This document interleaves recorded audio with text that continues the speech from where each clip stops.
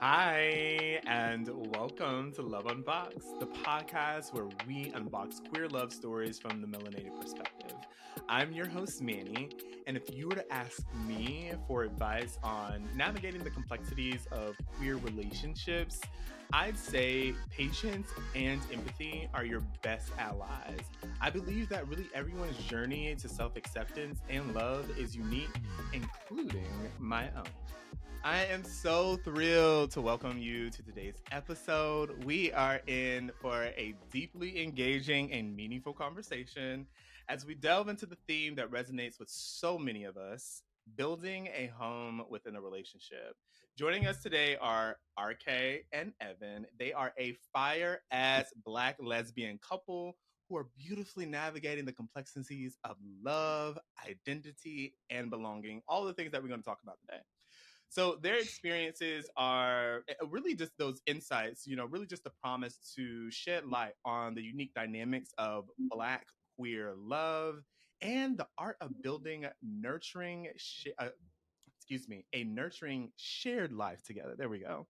Come We'll on. explore the deep influences of family acceptance and dynamics, the complexities of differing levels of being out, and how they fostered a sense of belonging and security within their relationship.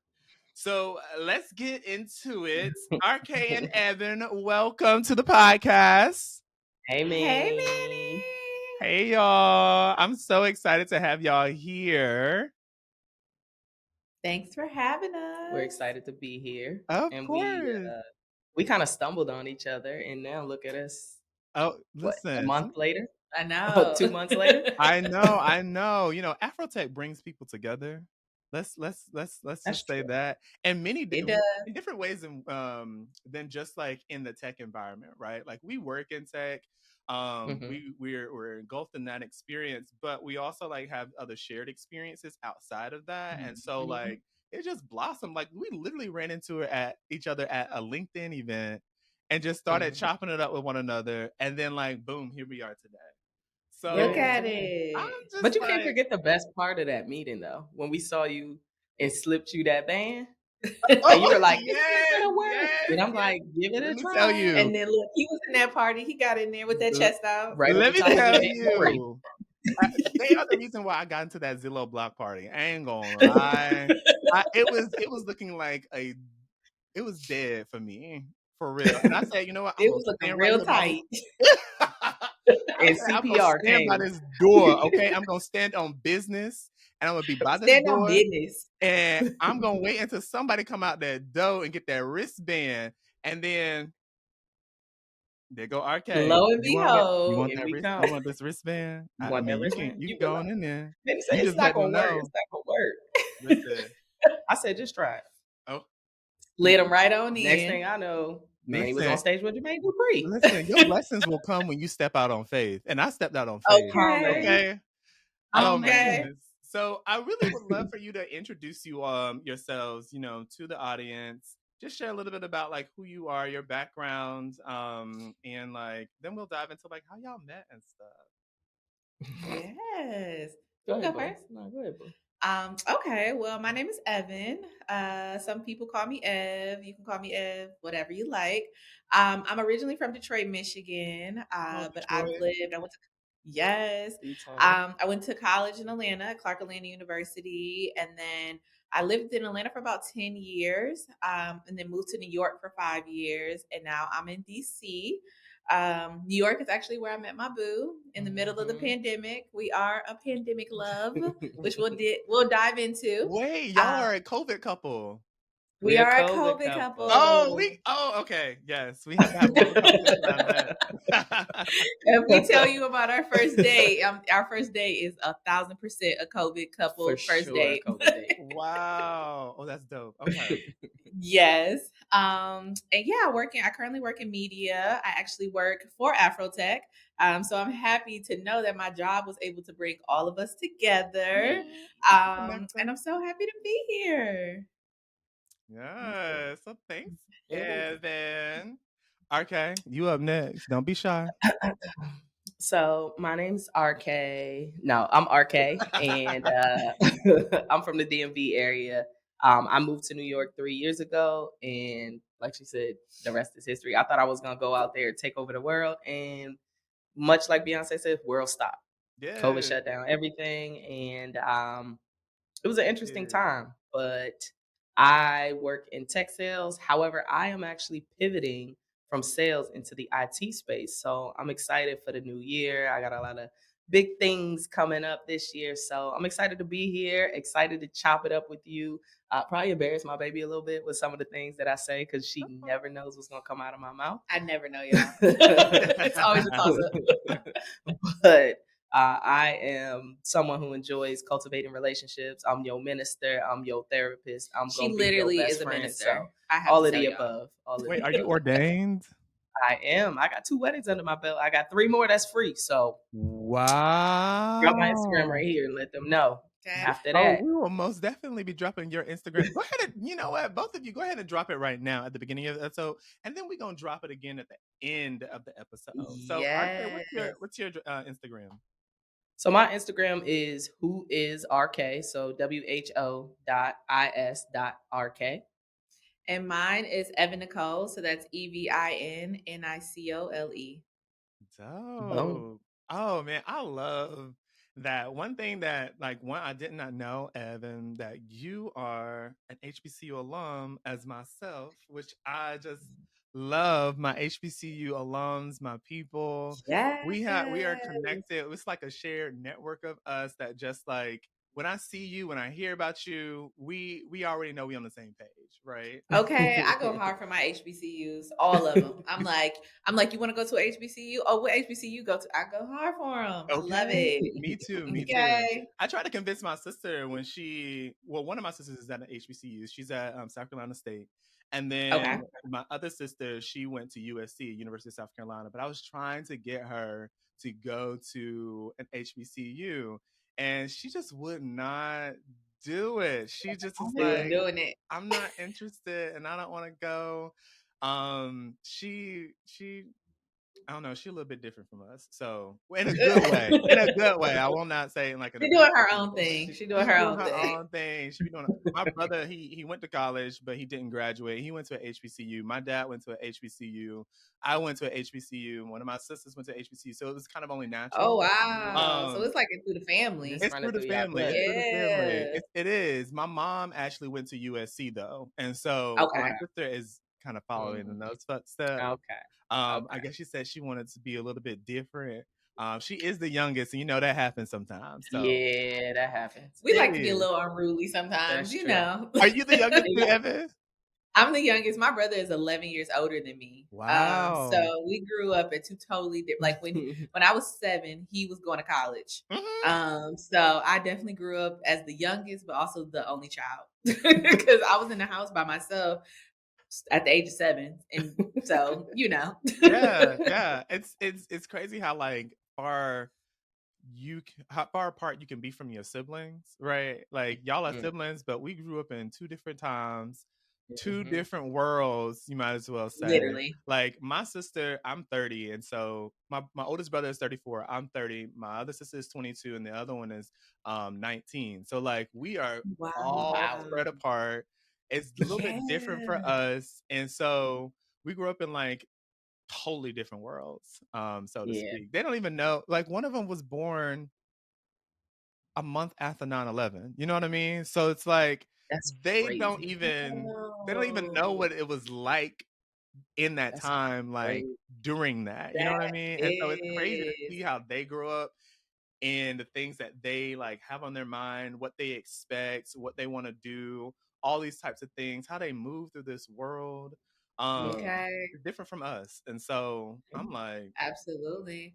I was having a conversation yesterday about Gen Zers, and I said I think they're so innovative and creative, and they have so much to bring to the table. But we always are going to need a millennial because That's sometimes mm-hmm. Gen Zers can go very, very far right. Yes. Like, what is going on here? I mean, for Christ's sake, they don't know what '90s R&B is. So I mean, Listen, that's a lot about them. Like, listen. Some of them are like, "What is this music?" And I'm just like, "Who is this artist?" Yeah. And I'm just like, "What do you mean? You don't know who Whitney Houston is?" oh my god. Hold on. Let's pause right there. You don't know Oh, who Whitney Houston That's is. crazy. I also think Insane. it's funny when they think they make up words like bling bling, and it's like, you do know We've that been saying dropped that. 25 Okay. years What's that We've song? been Bling saying bling. that. Something like that. What's that song? Um, bling Which one? bling. Every time I I come come around around your your city, city, bling bling Bling. bling. bling. Yes, like What about that. city, bling bling? That song was Okay. out back in the day. Like you don't even know anything Back in about the that. day. I You don't barely even know know anything about that. You know what I mean? What's that song? What's that song what again? is Yeah, it? I know the beat. I know this. I know the I know melody. this song. It's in the back of my. It's on the tip of my tongue. Take Um, a tip of my tongue. no, but I appreciate them, and like you said, like we need Gen Zers like in this space. But at the same time, you always need a a millennial to kind of like keep them balanced, keep them Mhm. level headed, because we see kind of like the best of both worlds, where like Yep. the older generation is like in the world where like they are just like disconnected from anything that's going on with like Gen Zers. And then like we are Mhm. kind of like living in both of those spaces because we grew up with the .com boom, I would Yep. say, but we also grew up like when social media first hit Personally, yep. Yeah. like the scene, you know what I mean? Like I was having a Yeah. conversation with another guest about Twitter. Twitter was like hitting in like started really hitting in 2009, 2010. I was like, It yeah, I mean, sure I first got did. a Twitter in 2010. And Yep. so it's just like they're disconnected in a way. And They so are. They'll never understand. Y'all remember back in those MySpace days when we used to be like We was coding on coding. MySpace? You used to have your scrolling banner, your Your music. music. yes. Man, I used to Yeah. love my MySpace page. And what was the other one? Black Planet. Black Black Planet. Planet. Woo Listen, on wee. MySpace, I was an early day like coder. Like that we were all We coders all back were. then. You know what I mean? We Had was no clue. all Had no clue. had Changing no that back. clue what we was doing. Like we needed to change the color on this background. Oh, let me go into this code. Let me take Let that me do blue this out. Let me song. put that Yeah, green this Yes. in. song. Listen, Literally, you had scrolling banners. You had yes, that music. I used to Mhm. change my music depending on my mood. I'd be like, "Ooh, I'm gonna yes. change this music." Okay. And then it's because at first I think that you could only have like one song or something like that on there, and Mhm. then they introduced the playlist. And when they put that playlist on there, Oh, it got It was a crazy. game changer. oh, it It was got a crazy. game It got changer. crazy. Okay, What the a fact that time these kids would never Never. understand. okay, I had my own mixtape on me on my space. That was Manny's mixtape. Yes. Oh my Though god, they'll never understand. they'll never understand. They'll never understand. Mhm. But I'm excited to have a conversation with y'all and dive in. I would love to know a little bit about like how y'all met. Y'all said like we are a COVID couple basically. We met during the pandemic. And so I want to hear a little bit about that story. What how did this transpire? Yeah. Well, you want to stop it or you want me to? I take it. She liked telling this story. Well, first of all, people give so much crap to the dating apps, but Mhm. we actually met on We Hinge. met on Hinge. Wow. Yeah, when you think about the pandemic, there was really no other way for you to meet people. Nobody was going anywhere. Mhm. Like everything was closed down, and we met literally in the middle of the pandemic in Mhm. May of 2020. Mm. So that was when people were like starting to go outside a little bit, but nothing was open. They were Yeah. tiptoeing. They were putting their toes out there, Yeah, buddy. we were Put they tiptoeing. It was toes giving out. like to go drinks and to go Mm-hmm. meal. Mm-hmm. Like you could walk up, grab your stuff to go, but nothing else. Yes. So we actually Yeah. swiped on each other on You Hinge. swiped on me. I She swiped on me. did. I was actually moving back because I spent most of the pandemic in DC, and I was coming back to New York, and she swiped on the girl and got to chatting me up, and then fell asleep on me. I did. First conversation. I did. I Mm. didn't know she fell asleep on me. I honestly just thought Mm. she kind of hit it because that's what most people do. Which was fine because it was like I was just looking to meet people because I'm moving from a new city to a new city. I don't know anyone. Yeah. So it's like just to meet friends. Never expected that it would be damn near 4 years later, and this lady is still sitting next to me. Yes. Yes, but I did fall asleep on her. I feel bad. But anybody who knows me knows I don't play about my rest. And I when I woke up the next morning, I literally still had the phone in my hand. And Believe I it. unlocked and I looked and I was like, oh my God, I was mid-text, texting this girl back. I felt so bad. It happens to the And, best of and us. My honestly, mistake. knowing her now, It makes it sense, makes right? total sense. See? Like, Yeah. I fall asleep and she has so many videos of me who sleep, glasses dangling, glasses on my forehead. I'm like, did she have a good time? She took a Yep, video of me she the had a other good day. time. I'm knocked out, Mhm. snoring. She loves. It's her favorite compilation of me is when I'm asleep. Wait till it drops. Wait till it drops. It's fine. Wait till that drops. We need to see that on Instagram real quick. Please I don't. got you. I'm gonna add you to the close friends so you Don't can see do the it. sleep Put me in the compilation of story. that. Put me in the story. But yeah, so that's how we met. We Yeah. met on Hinge. We chatted for a little bit. She was still in DC when we were talking. She ended up coming back once things got. When did you come back? Like May, June, because I moved into a new place. Yeah, she ended up coming back in June. And then that's when we went on our first date.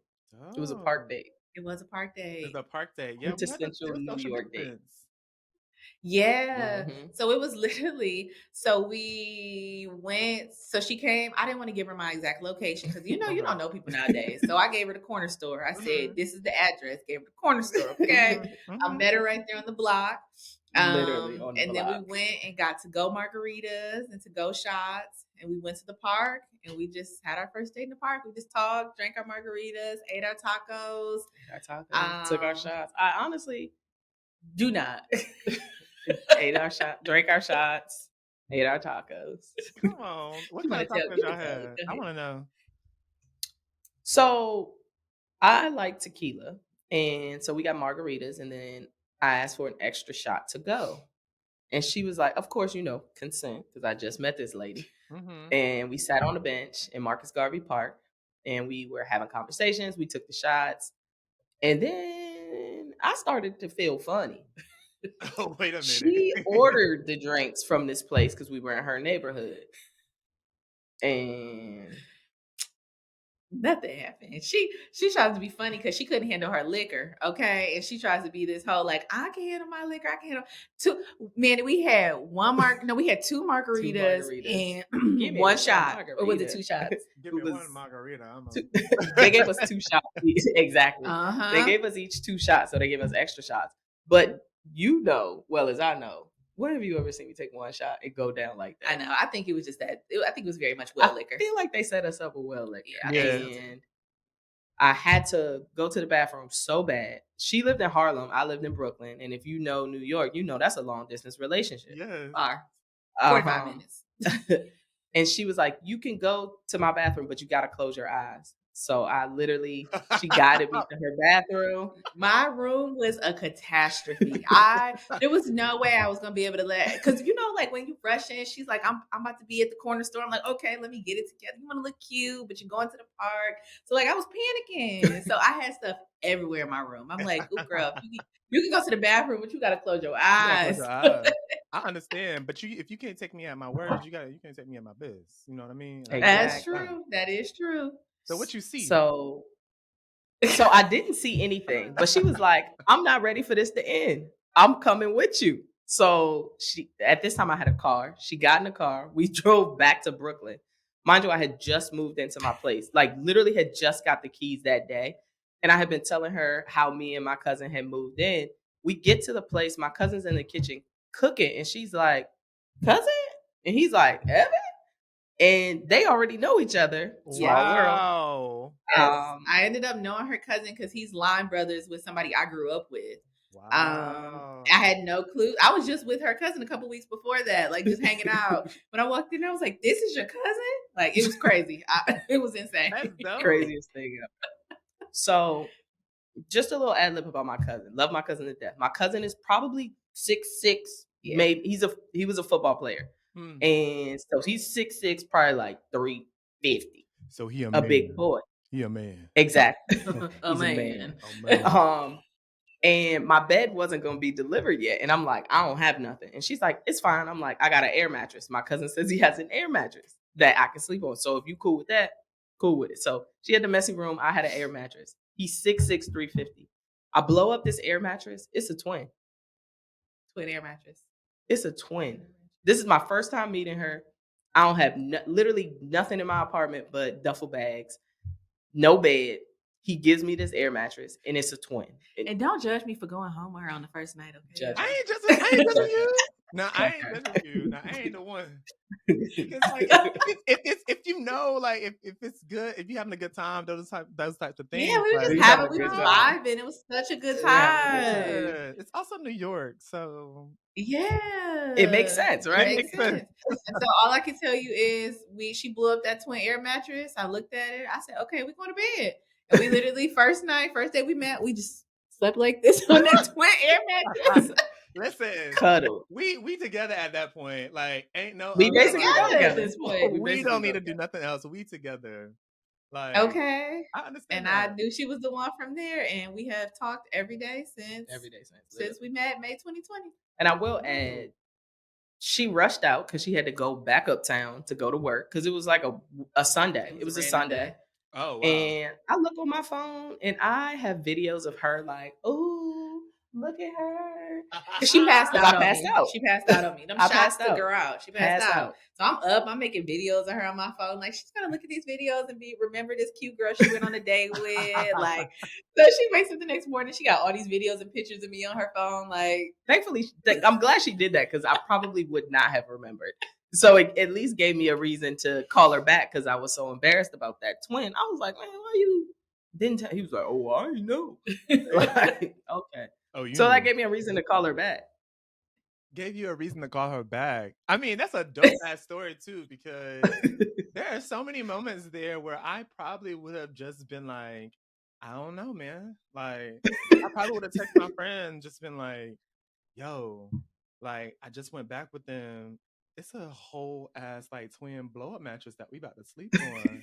Like, what am I to do? Like, I don't know. Like, give me If I don't make it home, orders. tell my mama I love her. Yes, like it's that type of vibe. But like I respect it too, because like when you feeling somebody, when you enjoying their presence, like those types of things, like you just like, okay, whatever, like it is what it is. It's just so nice. Like if it that's don't work, it literally don't how work. I felt. But Yeah, that's literally how I felt. It was just like we were having such a great time. Conversation was amazing. And you know, sometimes when you meet somebody, you just vibing and I'm the type of person where I very much go off vibes.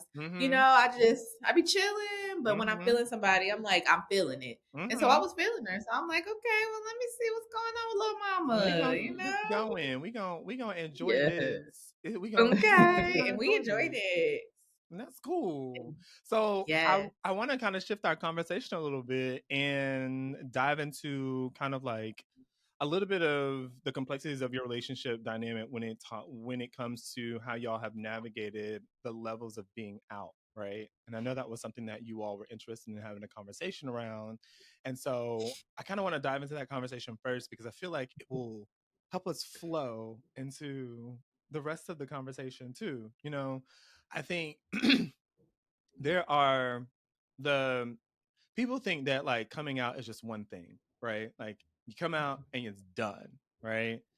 In actuality, gay people have to like come out every single moment that they are introduced to somebody, to a friend, to a family member, all of those types of things. It's not just like I'm out and here it is.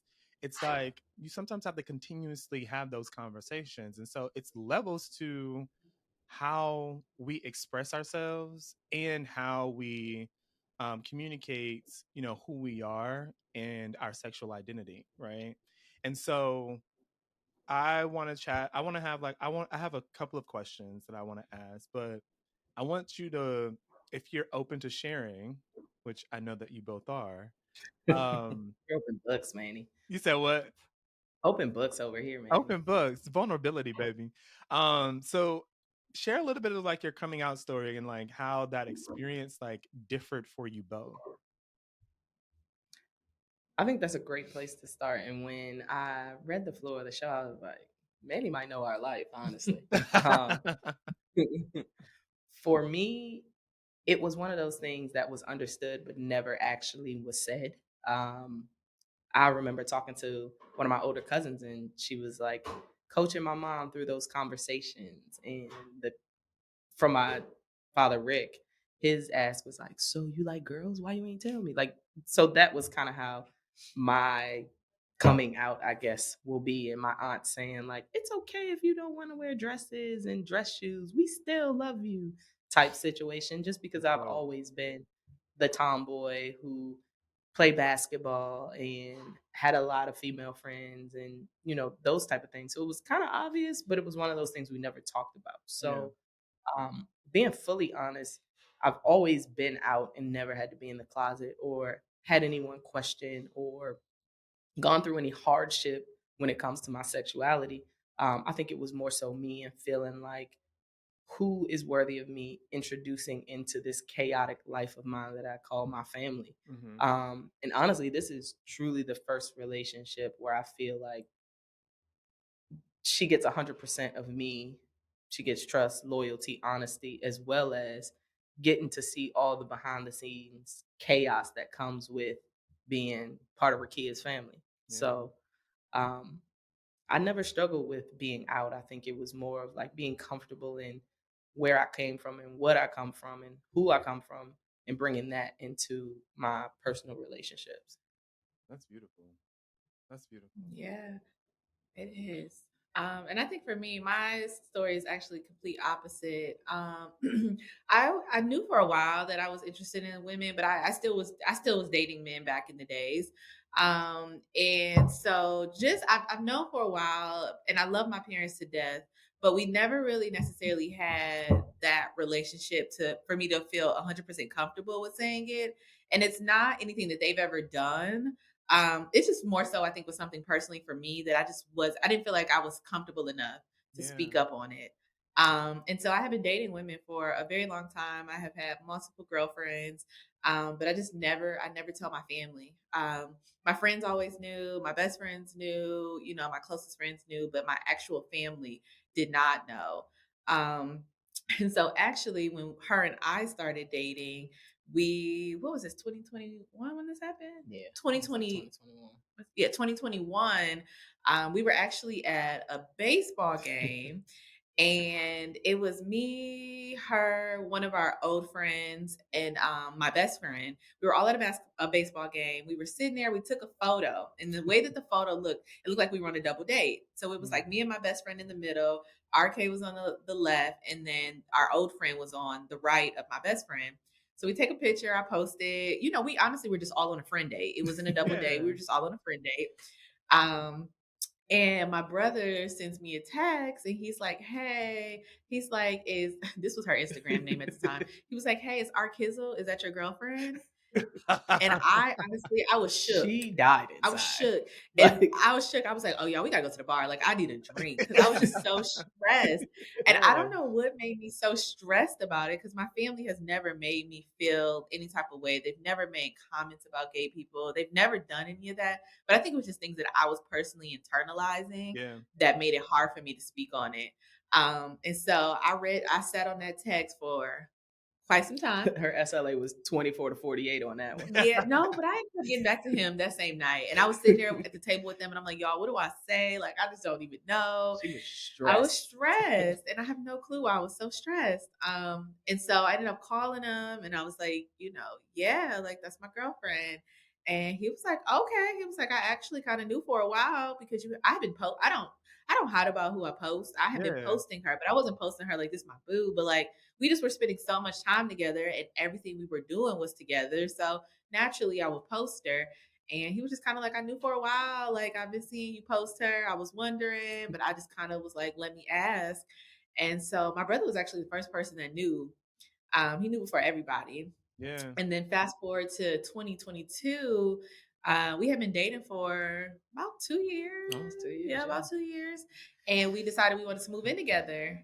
And so at that point, I Mm. was like, "Okay, Evan, like you got to put your big girl panties on. Like Okay. you You gotta got to stand up, say baby. something. No, Put them big yeah, girl I'm draws like, "Girl, on. put a big girl dolls up." And I was like, "There's no way." And I have so much respect for my parents, and we have a very close like relationship. I talk to my parents very often, and I was like, "There's no way I could move in with somebody and not tell my parents what's going Most on. definitely.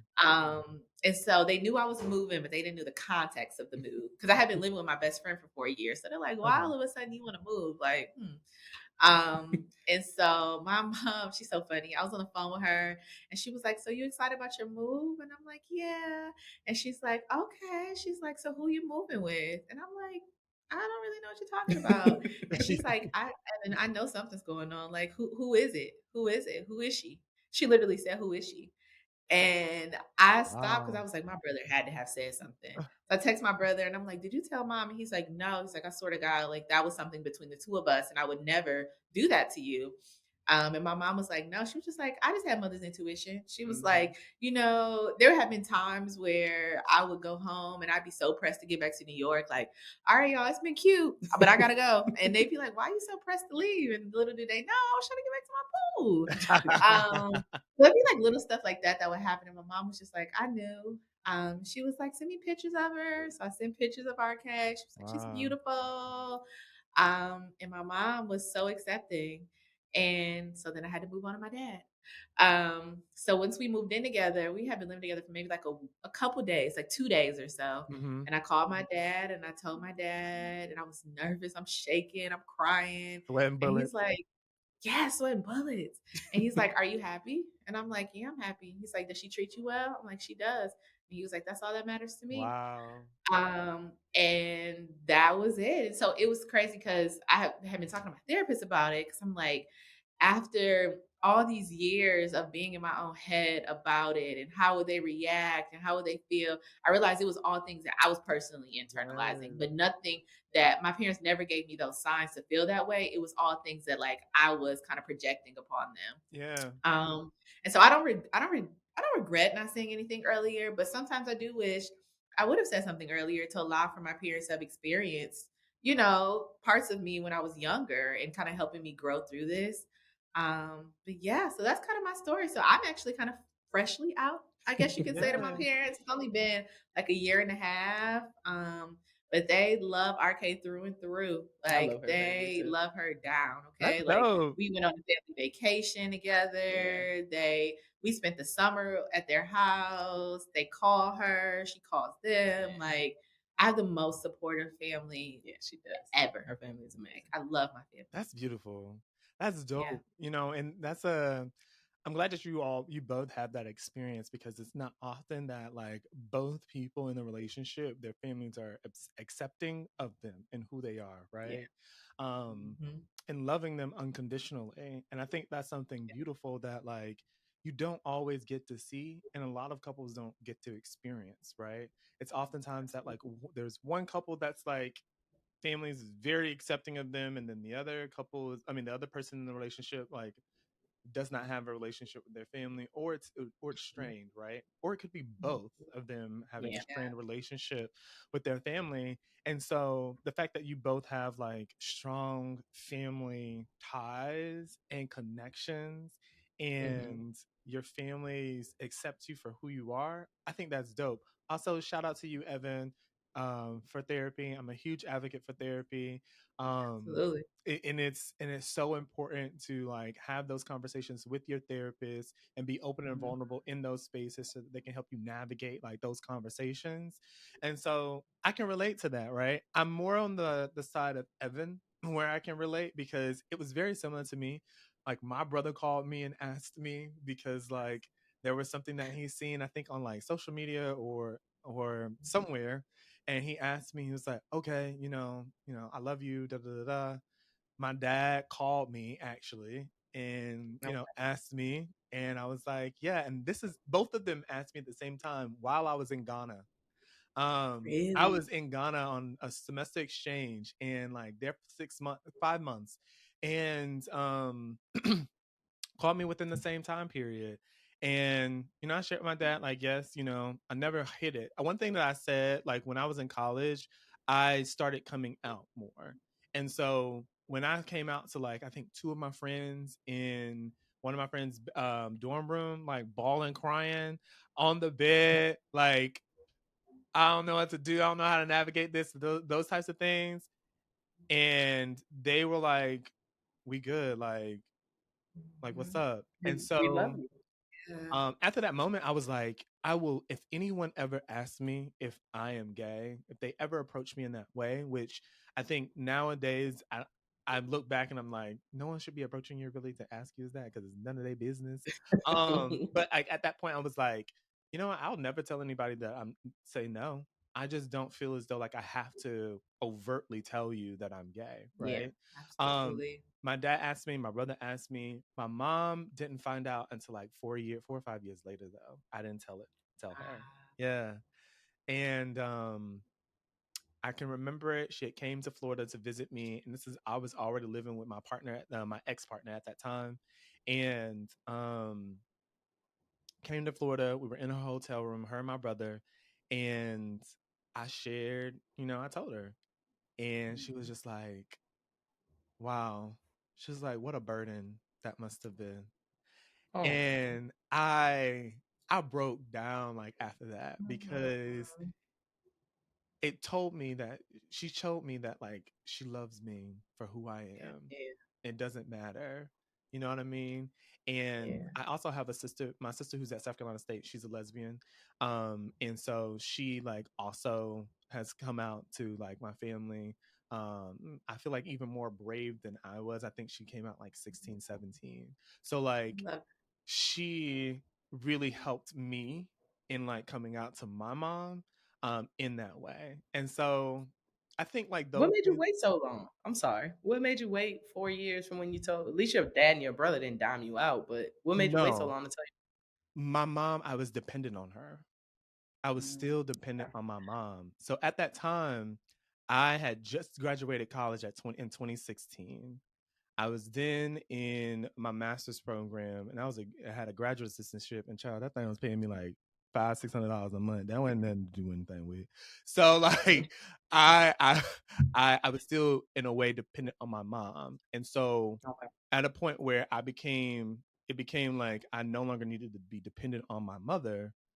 That's when I felt as though like I could have that conversation, and that's why I came out. I mean, that's why it took me so long to come out with her. Okay. Yeah.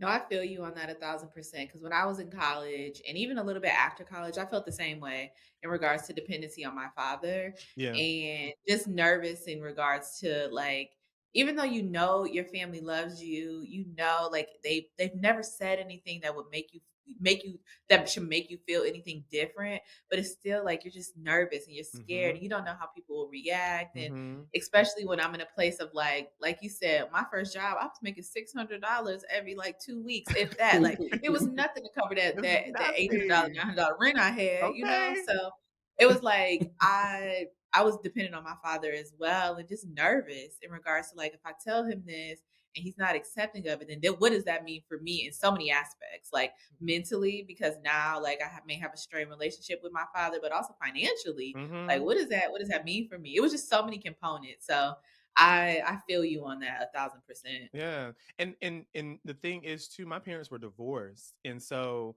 when my parents divorced, I was in like I was going into my sophomore year of high school. And so I was pretty much dependent on my mother from sophomore year of high school all the way into that point, right? Yeah. My mom like helped buy my first car. My mom was like helping me. My mom paid my car note for my second car for a whole year until I graduated college, right? Like Mhm. those types of That's things. impressive. And so I I there were just so many dynamics that were just like at play, and I just felt as though I don't know if this will be the thing that like she cuts me off. Like, and Yeah. knowing my mom, you know what I mean? I should have never been thinking that. But at the same time, Okay. when you're going through that and there's so many things in society, I also come from a very religious household as well. My dad is a pastor, my mom's like minister. So Mhm. like those dynamics are at play as well. Um so it just took so long. And so like I can relate to you. I think my family on the other side always knew, right? Like cousins, those folks, aunts, uncles, Mhm. those like they knew, but um but my family, like, I felt like I had to tell them, you know what I mean? Yeah. And share that with them. So Thanks for Yeah. sharing that. Thank you. Yeah, I appreciate y'all for sharing too. I mean, these are like some vulnerable conversations. Which I appreciate. We We've are been in couples therapy. unboxing. We are unboxing. That's what we do. What you say? I said we've been in some Yeah. couples therapy. Because it ain't been Yes. easy, Manny. It ain't been It easy. ain't easy. How long have y'all been going through couples care therapy? What's it been? A little over a year? Yeah, when Yeah. we moved in together, Mm-hmm. it was like iron sharpens iron. Like Mm-hmm. Living with one rough. another is different than just like Very. dating Mhm. and in a relationship not living with one another. Absolutely. Yeah. And we had already been talking about couples therapy, and then my mom brought it up. It was like, I think y'all should go to couples therapy. And then we were like, we started talking about it a little bit more. Yeah. And then that's when, yeah, we made the move. I think it was we kind of had a little bit of a I guess you would call it like we had a first almost kind of a falling out, Mm-hmm. and when we were living together, just because we communicate very differently, and it was like, all right, something got to give because I'm not gonna be quiet, and you're not gonna keep walking away. Yeah. So we got to find a way for us to meet in the middle and understand and respect each other's boundaries to be able to have conversations effectively. Yeah. Mhm. That's so important. It's I was having a conversation with another couple, um, on their episode around like the art of communication, right? Mhm. And the importance of being able to communicate with your partner in a really empathetic and honest way, where like you're not saying anything that's going to hurt them, right? But you're also, being able to communicate to them like how you're feeling. Yeah. Absolutely. And one of the things that they shared was that like sometimes like things are going to hurt, right? Like it just happens that way. But I think it's the intent behind what you're communicating Mhm. and how you're Yeah. communicating it is what's important, right? Really. And so communication is, oof, let It's me say, important. It's key. let me say, it is one of the backbones. It's a cornerstone of like a relationship, right? If you don't have Mhm. Absolutely. effective communication in a relationship, man, y'all, I don't know how you're gonna last, right? Absolutely. Because there are Yeah. so many elements of your relationship involve communication. Absolutely. Mhm. And sometimes it takes a lot of unlearning things that Hmm. you knew growing up. So, like, Mhm. communication wasn't something that I grew up with. So, like, as an adult now, I struggle with communicating. And so it's like, so that's why that therapy come into Mhm. play. It's like unlearning everything that you've been accustomed to growing up, because now Mhm. as an adult, in order for you to have a healthy relationship, you have to communicate. Yeah. And so, yeah, it's definitely been a lot of unlearning to relearn healthy communication for sure. Yeah. And For and for sure. me, it was about learning that, like you mentioned, how to be empathetic about it Hmm. because I come from a place where sometimes you may not feel heard, and that doesn't mean you don't have something to say. And through therapy, I learned that every reaction isn't needed. And sometimes it's like if you don't want to communicate, I'm gonna get you to communicate in one way or another. It may not be the reaction that I'm looking for, but I'm gonna get something out of you. So I had Hmm. to unlearn that and be able to use those tools to effectively engage in conversation to make it something that we both wanted to be a part of. Hmm. I completely agree with exactly what you just shared, around communication. And I kind of want to like shift us towards another topic or another conversation around like family. And we can continue on that point around like also communication, but more so like not how you communicate to your partner, but more so how you communicate to your family about your partner, right? And so the influence of family is one of those areas that we said like we wanted to talk about during this conversation, and really focusing around like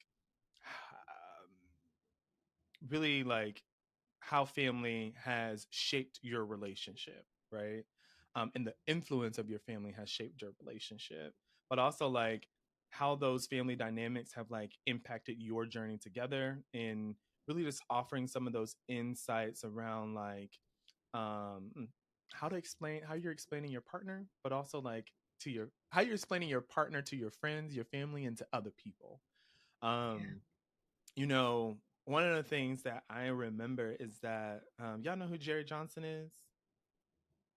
Yeah, Um, from Harlem. Harlem. Yeah. Mm-hmm. Yes, yes. He I'm Mhm. plays so bad with I Ty. names. love Bomb. I Bomb. Dot love com. Jared Johnson. I actually seen Oh, Jared bomb. Johnson at CultureCon Oh, this past year, getting in a car and had to was going somewhere. But I was like, oh my god, that's Jared Johnson. Da, da, da, da. But I also saw one of her interviews a couple of weeks ago, and where she talks about like her character Ty and how like on the show in her friend group um her friend group does not like have these conversations about like who Ty is, or like Ty does not have to explain herself to Mm, her friend group as if she's an object of confusion, right?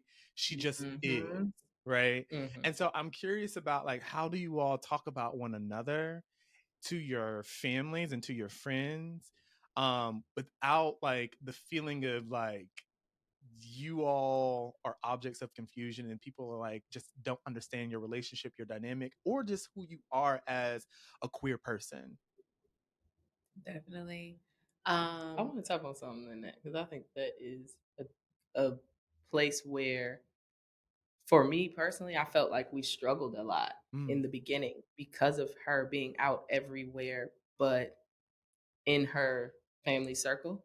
Um, we I felt like at times I had to put myself back in the closet, and that mm, was something that I had never had to do before. We did a photo shoot for a magazine, and I was so excited. She was so excited, and I wanted to share it. And I asked her first, and then I think our messaging was a little crossed there. And after I shared it, she came back and was like, "No, you got to take that down." mm, And out of respect for her and her family, I wasn't trying to out her or trying to create a situation that she wasn't ready for. And that was something I had to walk through in therapy to be okay with understanding that we're at different journeys in our life. But in that moment, I was like really asking myself, is this something that is gonna get better? Is this mm. something that's gonna change? Because the way I feel right now is a place that I've never been. And I don't know if this is where I wanna be this far into my life. Now I'm in a closet Yeah. where I can't brag about my partner or share things that we've done collectively because of fear that she has that is reasonable and something that I understood. But for me, it kind of like it was a gut check Mm-hmm. and it was hard. And then having to work through that, I'm glad we were able to have that conversation because I'm to my friends like, yo, I'm not sure what to do. I'm not sure how to handle this. Like, I feel like this, and that. And thankfully, they just listened and weren't those friends that were like, you don't need to deal with that. You've been who you. And it took me a while to have that conversation with her, but honestly, in that space and her being in a place where she was home, it almost kind of made me want to walk away from the relationship because I Mm. didn't know if that was something that I could handle. That's Yeah. real. No, that is no, and it was definitely hard, in the beginning. And I would see her struggling with it, and I would feel bad, because you don't ever want your partner to feel like they're a secret, or that you are ashamed to talk about them or bring them around, or it was none of that. It was definitely things within myself that I was trying to work through to get comfortable with. And Mm-hmm. I appreciate that she was patient. She gave me patience. She gave me grace, which I am appreciative of. And that is one thing I think is very important in a relationship is giving grace. Mm-hmm. Now, definitely understanding where your boundary stops with grace, because sometimes we can find ourselves giving too much grace and settling. Uh-huh. um but I think it's important to figure out where's your boundary with grace, and then making sure that you extend that grace to your partner to whatever comfortability level you have. Yeah. And she did that, and I appreciate her for being patient with me, but also being honest about how it made her feel. Yeah. And I think when it comes to communication and how I communicate about our relationship to my family, it's still a work in progress for me, honestly.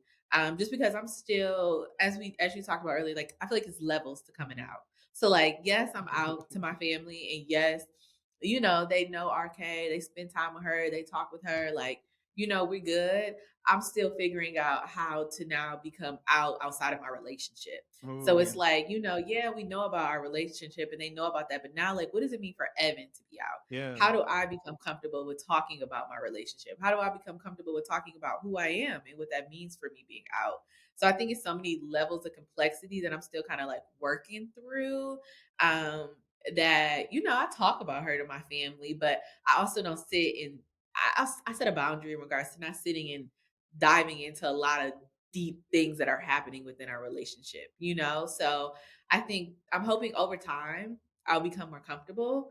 And as time goes on, but I'm still like peeling back the layers. It's like an onion, and I'm very much an onion. She is Like, she's a Yeah. Taurus. Of course, I'm an onion. I'm a Taurus. I'm very much an Oh onion. You have to yes. peel back a few Oh layers before you yes. see a tear. Okay, like it really has to be something before a tear Ooh. sheds. Uh-huh. Um, Yes. So yeah, and when it comes to my friends, I've been out to my friends for quite some time. So when it comes to that, like I'm very comfortable with, talking about our relationship, the good, the needs improvements, like those areas. But definitely on a family side, I think I'm still peeling that back and I'm still trying to figure out what does that look like for me? And how do I become comfortable in that space? Wow. Yeah. I love what you just shared. I love what both of you just shared, about navigating what that looks like for you all.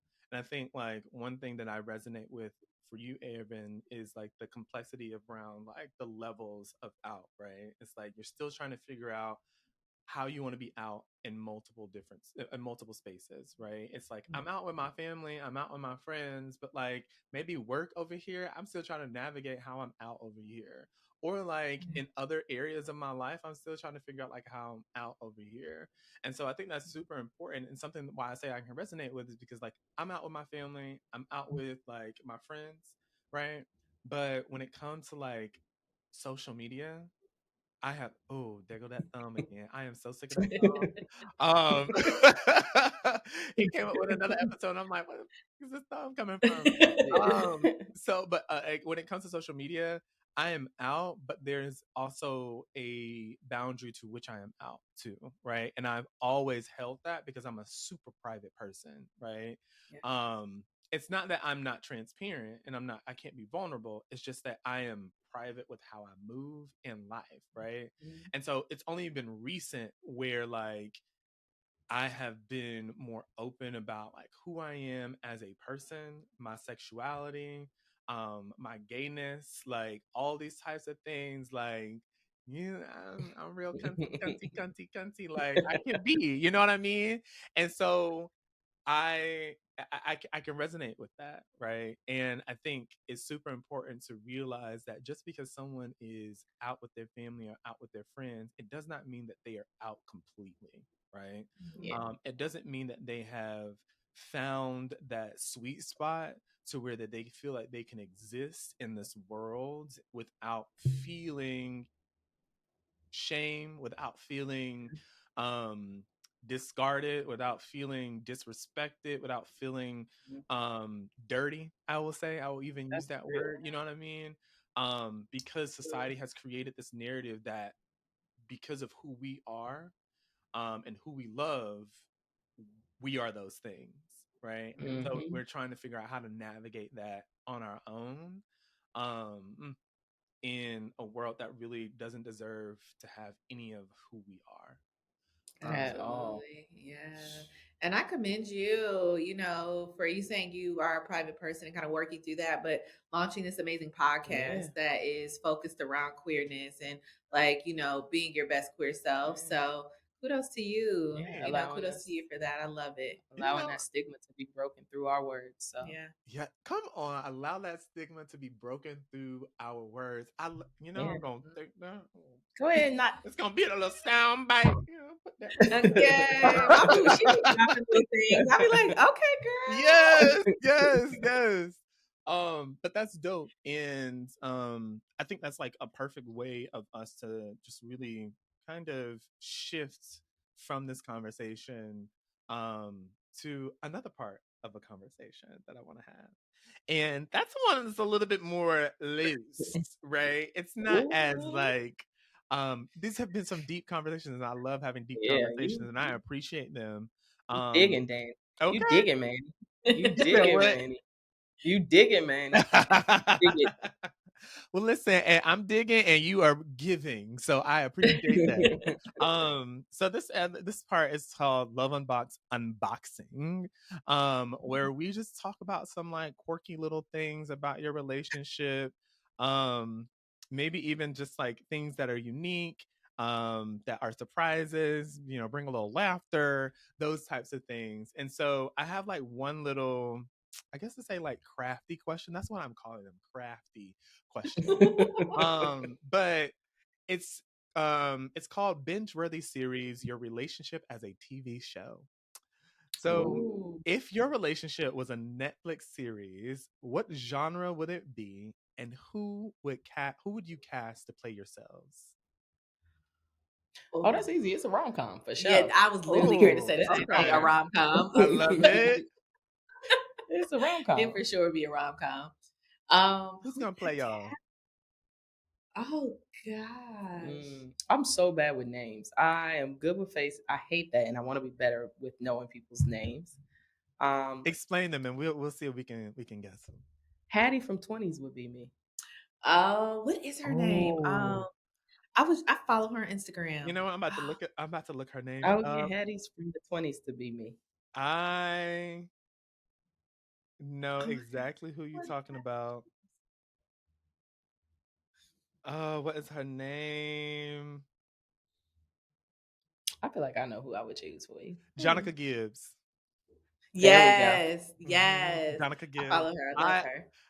I like that option. I love that. Jonica, if over you here ever want trying to to- play RK, she done called you out. Please call me, email me, get in contact with Manny. Okay. You got your Book it in Instagram. bio. Book it in Book it in bio. bio. I don't know. I would say Coco Jones. Really? Oh, I could see that. Ooh. I could definitely see that. Gosh, man, you caught me off guard. I can't think. I would definitely want it to be someone who is. Oh, I'm trying to think. I'm gonna have to circle back to that one, Manny. I gotta think about it. Who is some like your favorite characters? Yeah, we can't circle back. We on we in the episode. Okay. Baby, we can't come back. we live, baby. We live, baby. That recording button is on. No, I do agree with Coco. Who's somebody else that like I thoroughly enjoy? I mean, I love me some Tiana Taylor, so I would love for her to do something for me. Like I'm a something Tiana, for me. I don't know what you're Tiana talking Taylor about playing stan. Okay, I love me some T. Okay, my girl can dance, sing, act. She does it all. So I would say somebody like a Tiana Taylor or something. I like that option too. Yeah. I love my girl Tiana Taylor. She is like she gives range, okay, and I give range. So what can I say? Killing me. We get Okay. Ev don't have a lick of rhythm to save her life. I give range, Manny. The people just don't ever want to let you be great, but just Evan, I understand. Listen, I understand. Like Okay. I don't have no rhythm myself. Like I can't dance. I can barely move. Like you tell me to pop a hip, I don't know what I'm gonna do. Like I might literally pop a hip. I might literally pop a hip. You know what I mean? Like that is like the shit. So like I'm here with you. And so it's easy to get somebody who can like actually have rhythm to play me. Yeah. In like my rom-com. You know what I mean? There we go. You always, whenever you're doing a little rom-com, give a little bit of things you don't have. She can give a little pop, lock, and drop it, and I can't. Like, I love it. Okay, it's like this is what I see myself doing in my head, but like Tiana's actually doing it on the script. You know what I mean? That's what absolutely what it needs to give. It's like I've written it in the script. This is exactly what I would do. But I think it'll look better with Tiana doing it. With you doing it. Yeah, so just do it. That's it. Nobody want to see me do it. They want to see you do it. They want to see her. Okay, this gonna bring the people out. People want to see. So they gonna be tuned in. Tiana Taylor got a new Netflix show. Okay. Listen. Okay, so we got Jonica Gibbs and we got Tiana Taylor. Possibly Coco Jones. I like those Possibly a options. Coco Jones. I like those options. I like those options. What would be the name of y'all rom com? This wasn't in the question, but like, what would be the name of it? How do you deal? Ooh, How do you Oh, deal? I what's the feel like plot? that is a question that people often ask Ev because Ooh, you never how know do what you gonna you get. They deal? like, how do you live with her 24/7? How do you Man, deal with her we talk about 24? if we talking about quirks. I'm telling you, some days I just be like, wow, like this girl is insane. oh wait, we gotta unpack that. We gotta, oh, excuse me, unbox that. What's like a quirk from like RK that she does that's like you know I would embarrass Oh you for this one. man, honestly, my girl just says whatever is on her mind in the moment. I don't even know if you would necessarily call that a quirk, but sometimes it's just the one-liners. Like my Some girl has one-liners. I don't know if you ever had somebody that just has one-liners. You'd be like, yes. why do you even think about that? Like, Where did where that did even that come even come from? from? Where did that even come from, girl? And she could talk. Okay, RK will talk to anybody, which Yeah. I love because it gets us into some places. Mm-hmm. Okay, we make connections. We make connections. It We got me make into a place. friends. I'll tell you that. But my girl, she can talk, and she has no problem talking to anybody. That's Yeah. dope. That's good. That's good. That's good. I know me and RK were having a whole conversation at the Hinge event and during Afrotech. I don't even remember what that conversation was about, but we sat there and we were having a whole conversation for at least like 30, 40 minutes. 30 Just minutes. like Yeah. talking. We were waiting on you, Evan. Literally We were waiting on waiting you. on you. Story of my life. And Oh, sorry, Story y'all. of I my was life. like, Either getting left or waiting on okay. I was like, you know that. what? We got to pop to the next spot. So we have to We see gotta y'all go. later. No, but she's so funny. She loves voice notes. So she's the type like I'll literally get a random voice note, and the voice note will be like dee doo da, and then it'll just end, and then I'll reply back and be like boop bop beep, just like little random stuff like Not that. That is R2. just What is that? like R2D2 from Star Wars? Uh-huh. yes. Mhm. Are you a Star Wars You better fan? know. You better know. No. Okay. I was I'm getting ready just to say. silly. She's just I'm silly. just silly. That's it. Listen, I understand it. I get it. I feel it. I feel it. But that's dope. And I appreciate y'all sharing. I'm definitely gonna For make sure. sure that we can get that rom com going. I'm gonna reach out to Let's whoever I go. need to reach Please. out How do I deal? to see if we Coming can like to figure a that out. Netflix screen. Maybe Tubi. We could start on Tubi and work our way up. Listen, we Tubi. can start on Okay. Tubi. Now I don't know if we're gonna get Tiana and Jonica on Tubi, On but Tubi. we can get the We knockoff didn't see Tay version. Diggs in April on Tubi, so That's now you cannot put no April on the same level as a Tiana no, I'm Taylor. not saying that. But I mean, if Tay Diggs ain't too good for Tubi, I mean, Tay Diggs also ain't done nothing since The Best Man. Wait, So hold up, pause. Tay Diggs on Tubi? yes, he has movies on they Tubi. good too. Actually, maybe that's BET Really? No, Plus. they got a movie on Tubi. But they the same anyway, BET Yeah. Plus and Tubi. Wow. So Now, what you're not gonna do is put BET Plus and Tubi in the same category. I will because not a lot allow of you the to do movies from that. BET Plus be Are on on Tubi. Tubi. Mhm. Okay, You know what? look at William say. He said it was on Netflix and Tubi. Tubi. Okay. You know what? One show that I think should be on Tubi that was on BET Plus is Ruthless. I don't know how that made it to BET Plus, but that is I a know. Tubi show, and I will tell that to Show. Tyler Tyler Perry. I Perry. don't care. I don't care what nobody say. Tyler Perry, that should have been on Tubi, not on BET Plus. It probably would have done better had it been on On Tubi. Tubi. No, but for real, I was just like, this ain't. Now Manny is BET mad Plus. about that. He is upset. I'm Like, how we upset. get here? The writers are Yes. getting letters about this. Okay. But Shoot. yes, let's get our rom com going, y'all. We I ready. feel that. I feel that. So as we kind of like start to close out, I want to dive into like two more questions. One is around like defining a home and belonging, really focus around like how do you all create that sense of security, right? That sense of belonging, that sense of safety around like beyond just like the physical space and really thinking about like how do you do that around like just loving one another like unconditionally, right? And so like how do you find home within the context of your relationship beyond just like a physical space, creating like that deep sense of belonging for you two? Yeah. I'm gonna say that $4,000 couch because typically in a relationship I will leave everything behind, but after she convinced me to do that, I ain't going nowhere. Not without half my couch. What? Not without that couch. Not without Oh my my half. God, why are we still talking about this Not couch without 2 my years half. later? Exactly. You know why? Girl. The couch was really but $4,000. Yeah, but it's a great couch though, Manny. It's amazing. it is a great couch. It's an investment piece. As long as you keep the couch for Okay. 7 to 10 years, you've made it. You've got your money's worth. She literally had to put together a PowerPoint. Okay. I did. But for me, I've never been in a place where I could say I'm home because when I went away for college, I came back. My mama didn't give my room up. I lived with my sister because I didn't want to move to West Virginia. So I was okay with well, that didn't work out. I'll take what I can, put in my bag what I came with, and I'm leaving. I don't care about nothing else. You can keep all that other stuff. I'll start over. And she created a space where it felt like a place where you want to stay longer because you would come into when she would come visit me. It was very sterile. I didn't care because I'm like, I ain't living here forever. Maybe a year. She had a maybe great 2. comforter. It was terrible. It was reversible. It was a reversible great How much was comforter. the comforter? $1,000. No, The I comforter bought was this. it was $40. Target. $40. It was Target room special. essentials. Okay. It was terrible. Room It essentials. was okay. Wait a minute, not room essentials. I was getting ready to snap for the It was $40 room. comforter. I ain't even gonna hold you. Target, It but was room room essentials. essentials. I can't get with it. I can't get with it.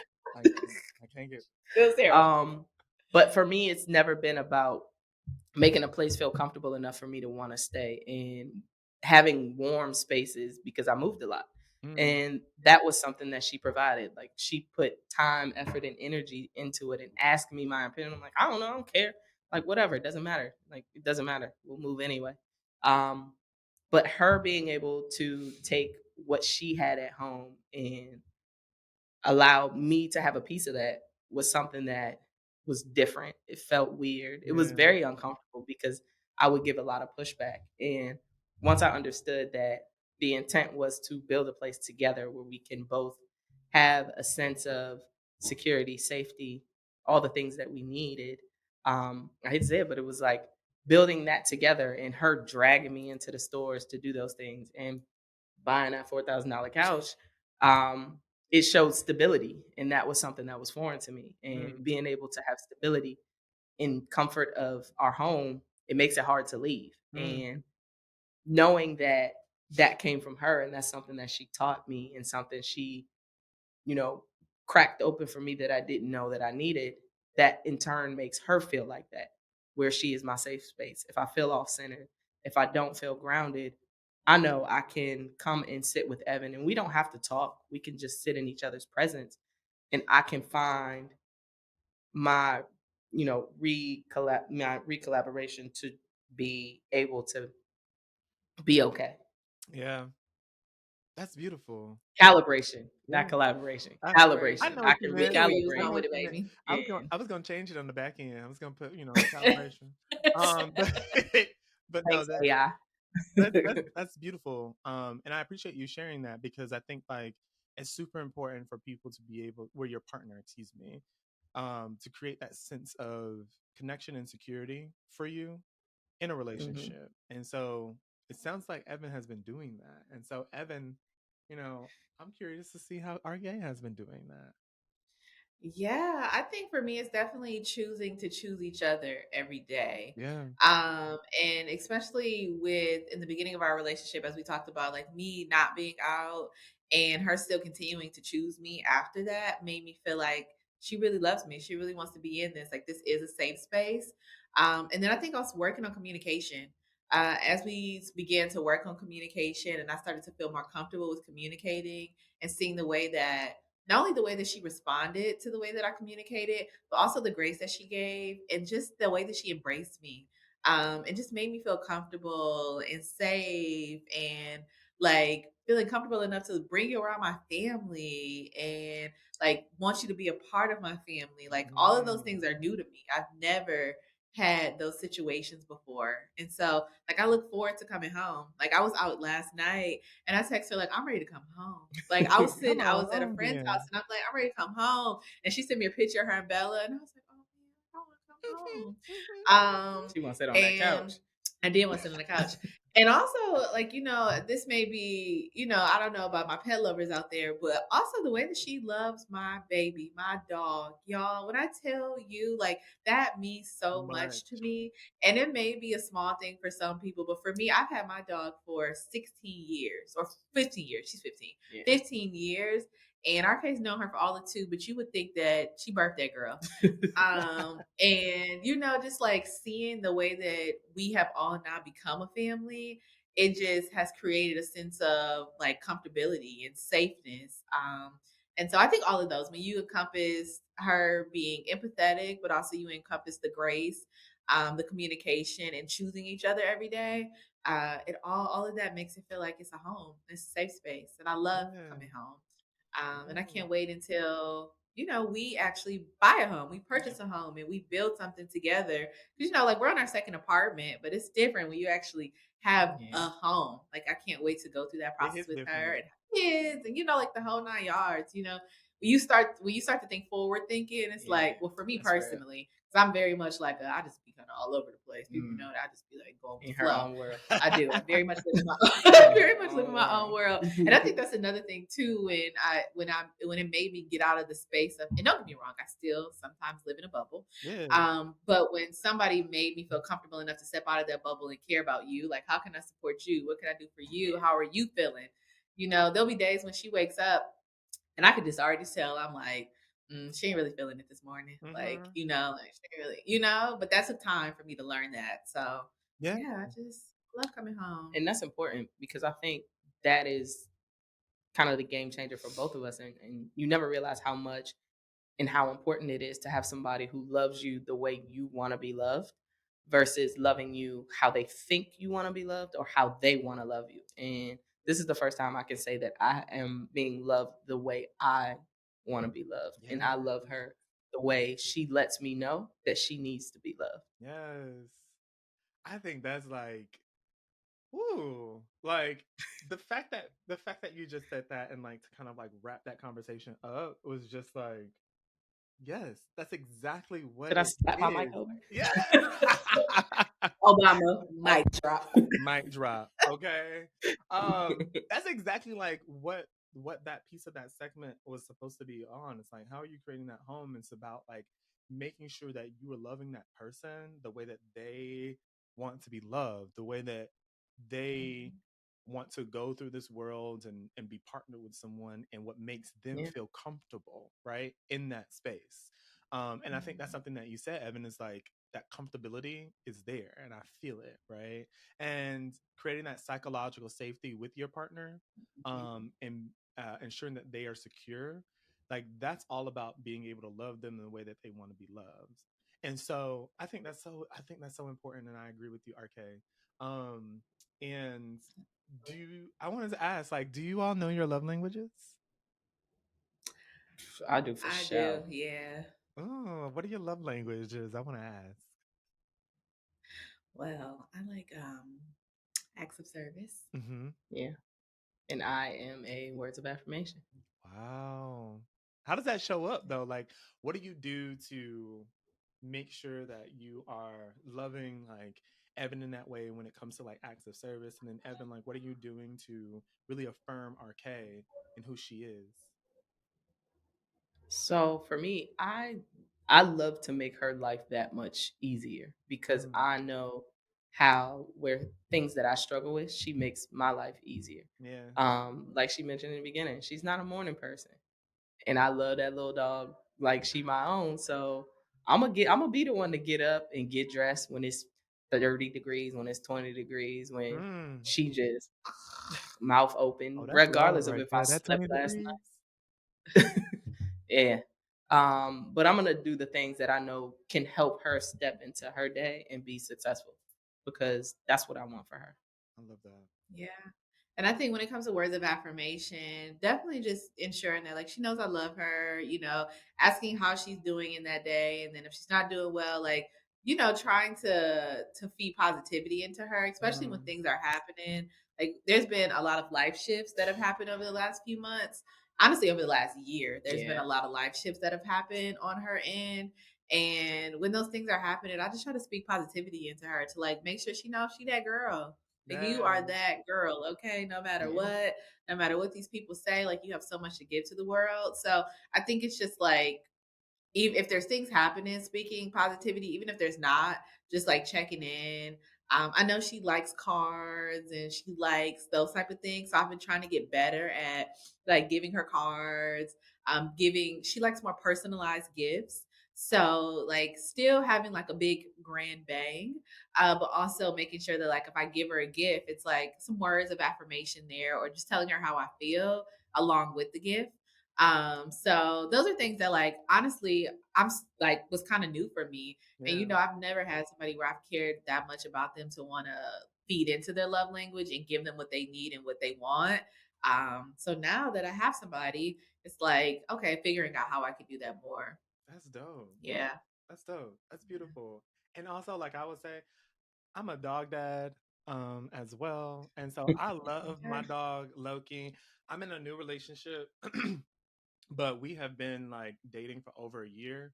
But just like really decided to dive into a relationship like a couple of months ago. Mhm. And so he when you talk about like someone who loves your dog the way that like you love them or even more, like he is that, right? Like he Yeah. Aw. will get up. He's also like a morning person. He be getting up at like 5 a.m. And so like he will Whew. get up and he would walk my dog like when I'm there. Like he will take care of Loki. He will make sure like he goes out to use the bathroom. He will make sure he's fed. I remember Yep. like sometimes I have come back from the gym or even gotten up and he's just like and I'm like, okay, Loki, let's go out. He's like, oh, I already took him out. I'm like, oh, okay.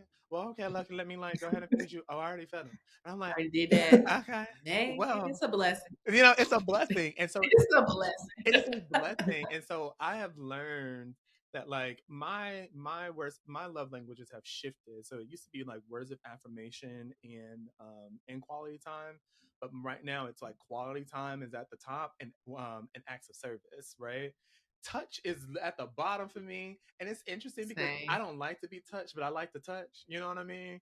And so I think that's really interesting. But like those things have like really helped me like really connect more with him because of those little things that he does, right? And it's also helped me know how and learn more about how I want to be loved in this space that Yep. I'm in now. Like who Yeah. I am Mhm. now is different from who I was in my previous relationship that I was in for 7 years, Yep. right?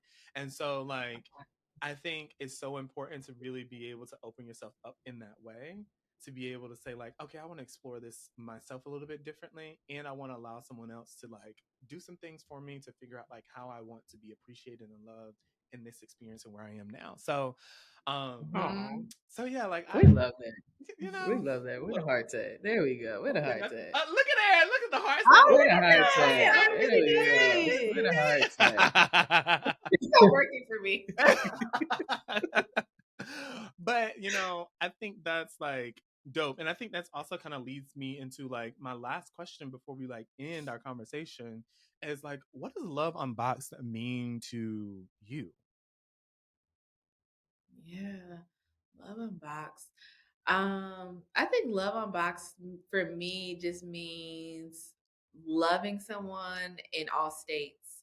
And unboxing what that means for y'all. So it's Mm, like, unboxing, the bad, the good, the ugly, and everything in between, and still loving that person through all of that. It's like I feel like in a relationship, even over time, like we're getting ready to be up on 4 years of being together, but even at 3.5 going on 4 years, we're still unboxing a lot about each mhm, other and about our relationship and about how we want to be loved and about what love and future looks like for us.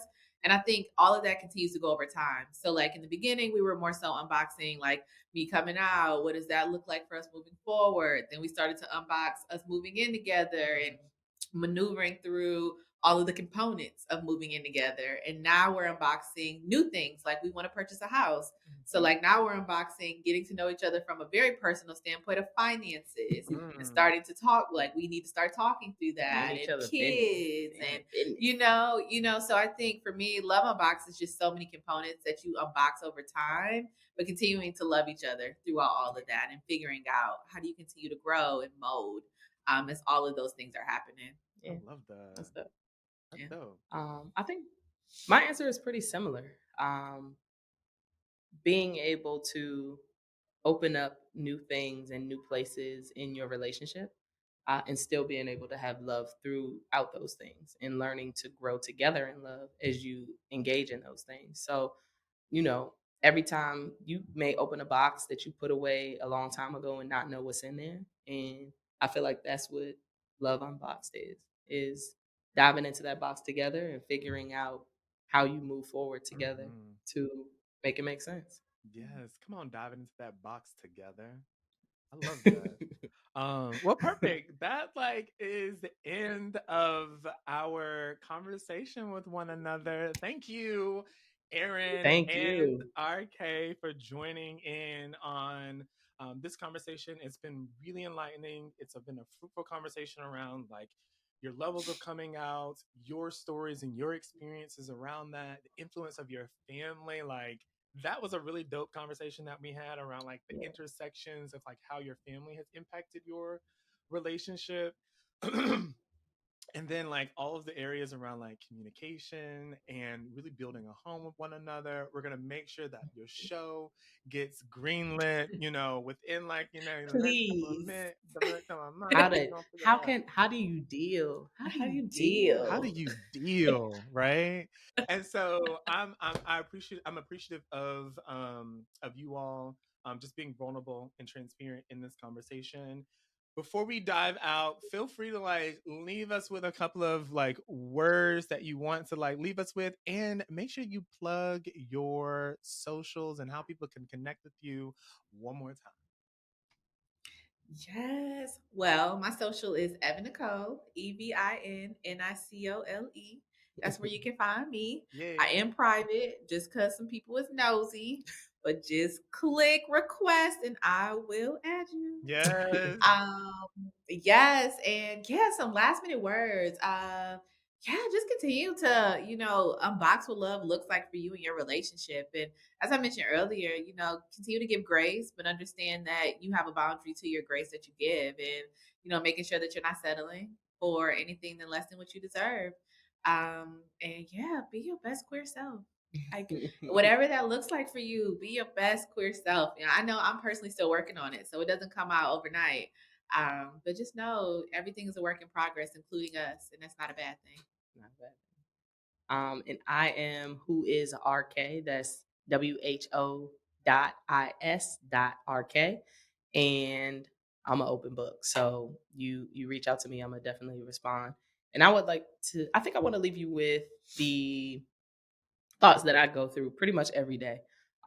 If it doesn't feel uncomfortable, you're not getting better, you're Mm. not growing. And unboxing love is very uncomfortable because it takes us to places, some we've been to, some we haven't been to, and some that may not have worked out for us in the past. But if you continue to choose the person who chooses you every day and love them the way they want to be loved and are in turn being loved the way you want to be loved, that uncomfortableness is definitely worth it in the end.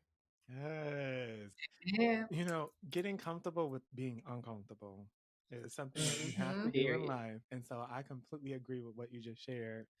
Well, thank you for, again, thank you all for joining. I appreciate you being a part of this conversation. If you enjoyed the conversation, please make sure that you like, follow, share on social media to allow other people to engage in Comment. this conversation. Comment. If you would like to keep up with me, you can keep up with me at as told by Manny on all social media platforms, and follow the podcast on all social media platforms at Love Unboxed. I appreciate you being here. Thanks, and I'll see you next time. Thank you. Thank you.